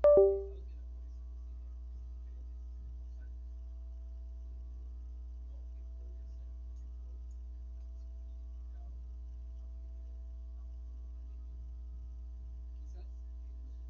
la crisis política o el choque que tiene a futuro la pandemia. Quizás nosotros como estudiantes de CNP podemos ver que es como lejos la acción que podemos hacer, ¿no? Desde mi educación, pues quizás desde la academia, desde las universidades que tienen un rol, que deberían tener un rol más, más conectado a la sociedad, ¿no? Entonces, ¿qué podríamos hacer? Eso podría ser. Segundo, quizás si podría mencionar algún país que puede tomar como ejemplo. Yo sé que cada país es único, en especial en el tema de los problemas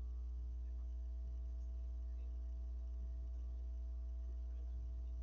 Sin embargo, creo que quizás podríamos tomar ejemplos de países que yo de pronto tienen características similares y que podrían de repente afrontar y tener un mejor resultado, ¿no? En este caso aminorar lo que es la pobreza. Y como tercera y última pregunta es, de todas estas propuestas de políticas o que se debería hacer, ¿qué creen que es lo primero o lo más urgente que deberíamos hacer, ¿no? O sea, de aquí, según cada uno, ¿qué sería lo más urgente que ustedes ponen en un tópico, en cosas que tienen que ser, que deberíamos haber hecho como país, verás que cuál sería lo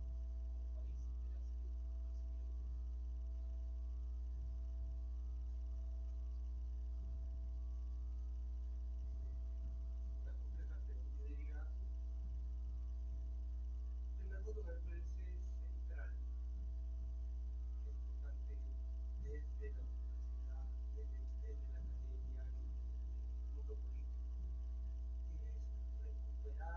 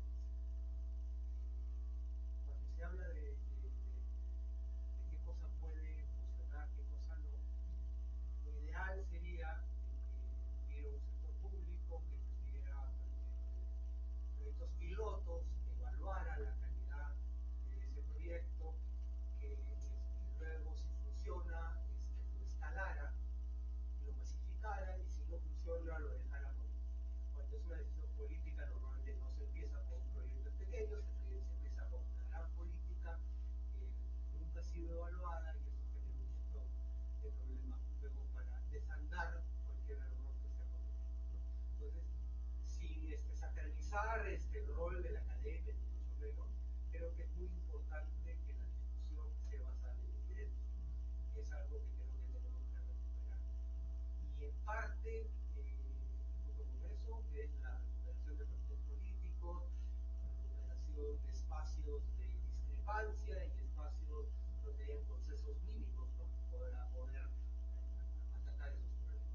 Y sobre los países, digamos, experiencias de otros países, no voy a soltar un rollo muy grande, pero hay un número especial de la revista World Development que está disponible a nivel abierto. Tuve la oportunidad de coeditar, que se hace la pregunta de: ¿existen territorios rurales en América Latina que han logrado reducir pobreza, crecer, reducir desigualdad y hacerlo de manera sostenible? Y encontramos pocos casos, ciertas regularidades,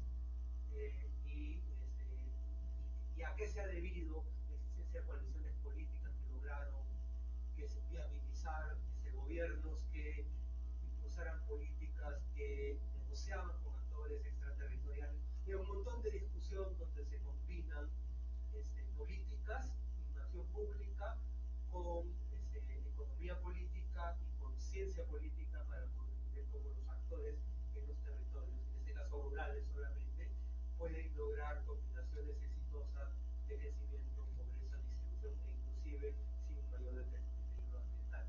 Algo similar debe ocurrir para espacios urbanos a nivel de países dada la heterogeneidad de vida. Muy difícil, pero yo diría que se podría explorar ese documento como punto de partida para mirar experiencias internacionales.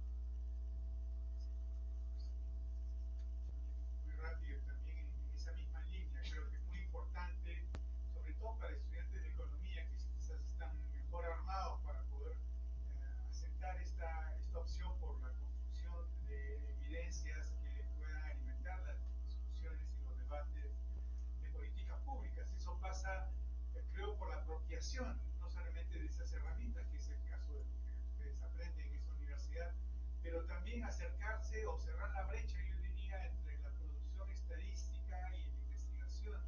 Esa evidencia es producida en gran abundancia por la estadística pública, en el caso del Perú, y yo pienso que está poco aprovechada, ¿no?, respecto a su potencial para poder responder a grandes preguntas.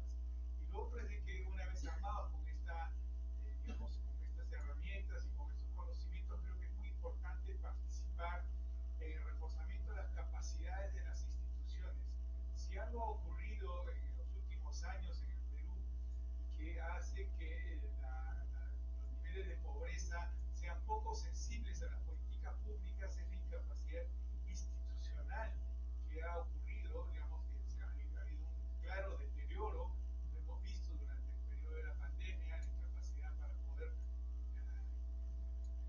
distribuir bonos, por ejemplo, ¿no? Entonces creo que sería muy importante que la academia, los universitarios, orienten también su vocación hacia la función pública, hacia el debate público, hacia los partidos políticos, para poder alimentar esa discusión que también además garantiza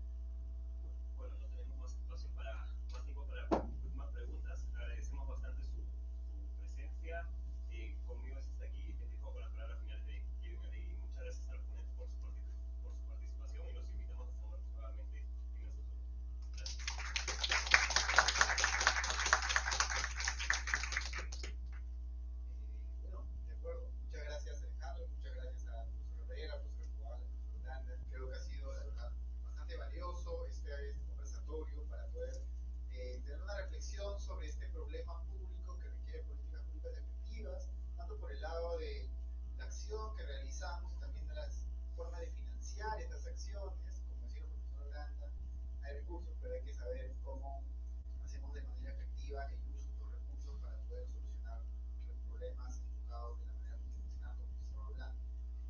Bueno, en esta forma estamos llegando a la parte final de este conversatorio.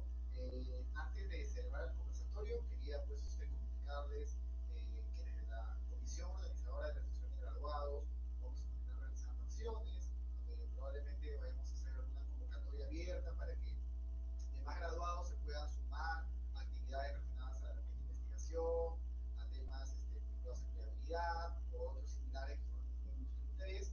Y aprovechando la presencia de estudiantes que están justamente acompañándonos, pues lo que también queremos de la asociación de graduados es poderles dar un mensaje, ¿no?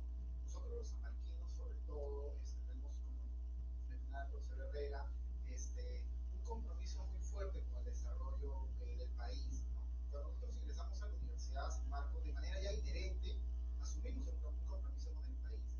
Y es por ello que nosotros justamente, cuando ustedes egresen, van a poder encontrar en la sesión de graduados un espacio común, un espacio de reencuentro al cual volver para poder justamente impulsar acciones de manera conjunta, porque como ya se ha mencionado, pues hoy en día se hace necesario mayor cantidad de recursos para poder afrontar la pobreza en sus diferentes dimensiones, y hoy la sociedad está invirtiendo en ustedes recursos que podría estar utilizando en solucionar los problemas de pobreza.